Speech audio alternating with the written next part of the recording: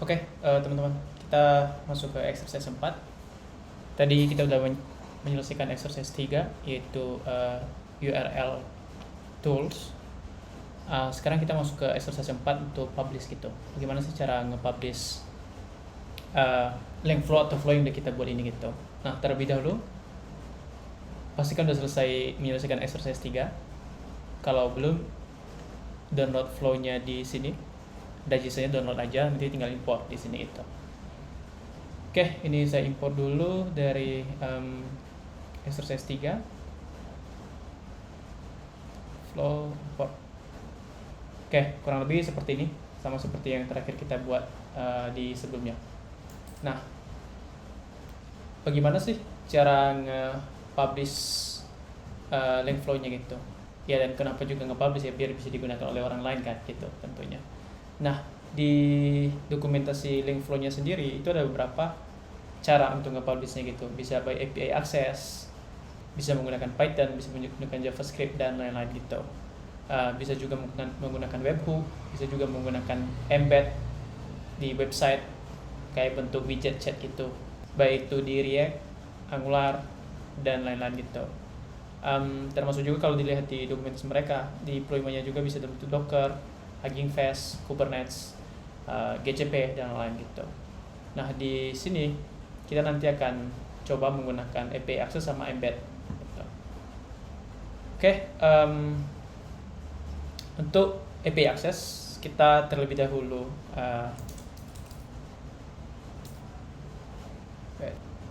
terminal dulu. Nah, kita perlu, kalau kita lihat tadi di API access ini, kita perlu buat dulu file Python gitu. Kebetulan nanti kita pakai Python ya di sini. Kalau mau pakai JavaScript ya tinggal ikuti aja ini. Kita pakai Python dulu. Gitu. Nah, saya buka folder saya dulu di mana mau disimpan projectnya.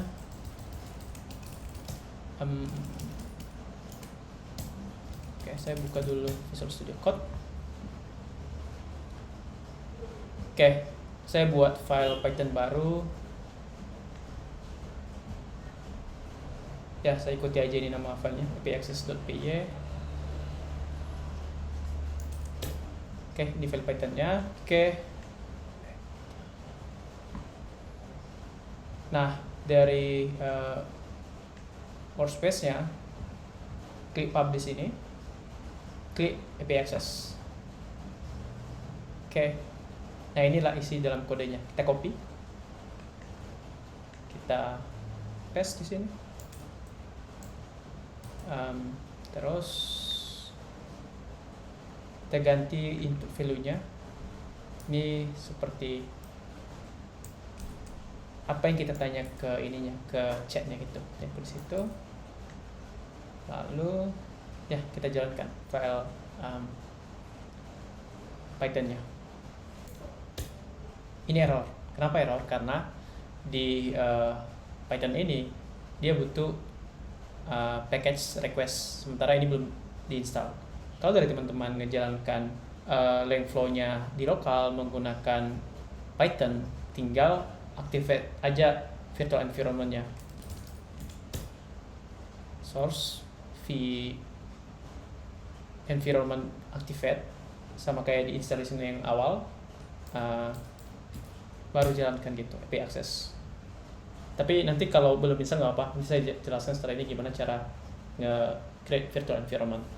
Tapi ini coba kita akses dulu, jalankan dulu. Ini seakan-akan dari teman-teman udah jalankan link flow ya di lokal menggunakan virtual environment. Nah, di sini menggunakan base URL link flow-nya, ini menggunakan ID flow atau workspace dari link flow kita. Sambil nunggu dia selesai, kita ke itulah. Ini yang tadi. Sambil, nah inilah di atas ID tersebut, DEA14. Itu juga di sini DEA14. Nah, ini udah selesai. Nah, ini agak susah ya baca ininya, teksnya dalam bentuk JSON. Coba kita copy ke JSON formatter.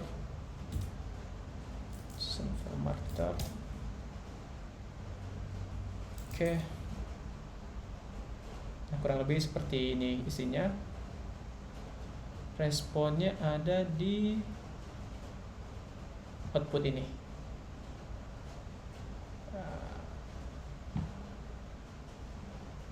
Ya ini. Ya kalau mau kita harus olah sendiri ya datanya. Nah, kembali lagi tadi bagaimana kalau yang belum install virtual environment Python di lokal. Oke. Saya deaktif dulu. Oke, let's say dari teman-teman belum aktifkan virtual environment di lokal. Pertama-tama kita aktifkan virtual environment dari Python-nya gitu. Terserah dari teman-teman. Kalau pakai pip berarti tinggal pip virtual environment, tapi karena kita di sini pakai UV, jadi ya kita pakai UV virtual environment. Enter. Nah, khusus Mac dan Linux kayak gini cara aktifkan virtual environment-nya, tapi khusus Windows itu beda. Caranya ada di exercise 0. Ya, saya buka dulu exercise 0. Nah, khusus Windows kita pakai ini. Nah, khusus Mac pakai ini. Nah, kebetulan saya pakai Mac, saya aktifkan virtual environment-nya. Nah, terlebih dahulu kita install package-nya ini. Pip install request. Oke, sudah terinstall, kita tinggal jalankan Python pip access. Nih, kita tunggu dulu. Nah, jadi ini sambil nunggu. Jadi teman-teman ketika dia jalankan ini, kalau kita cek di link flow-nya juga itu tercatat historinya dia ngeran ini. Dia tercatat juga di sini. Nah, ini kalau dilihat ini kan lagi jalan nih. Dan ini dia lagi jalankan juga di sini. Ini lagi proses. Nanti kalau udah selesai di sini akan muncul juga di sini hasilnya. Nah, ini udah selesai nih, muncul di sini hasilnya. Nah, di sini juga udah muncul di sini hasilnya. Jadi mereka sinkron. Nah, itu kalau pakai Python. Cara lain, kembali lagi ke exercise 4. Cara lain pakai embed di satu website kayak widget gitu. Kita pakai HTML. Let's say kita create file baru namanya embed HTML. Copy aja HTML ini default HTML kayak biasa. Oke. Nah, di link flow-nya tadi publish, pilih yang embed. Ini copy scriptnya, di bawah body dari HTML-nya paste ininya. Jadi dia pakai CDN. Ini ID tadi, flow ID-nya. Ini URL kita, host kita. Jadi kalau ini kita hosting suatu website, berarti kita pakai itu. Ini nama ininya, nama flow-nya tadi. Oke, kita tinggal buka aja websitenya. Coba kita buka. Ini kita klik, dia muncul. Ini kita tanya ke dia seperti yang tadi, apa saja event ke Medan di 2023 ya contohnya kan. Nah, ini sama juga nanti bakal tercatat di playground-nya ini kita catat, dia lagi diproses. Nanti kalau udah muncul di sini dia bakal muncul juga di sini. Nah, oke, di 2023 itu ini aja eventnya, ini detailnya gitu. Kalau di 2025 apa saja eventnya, let's apa speaker.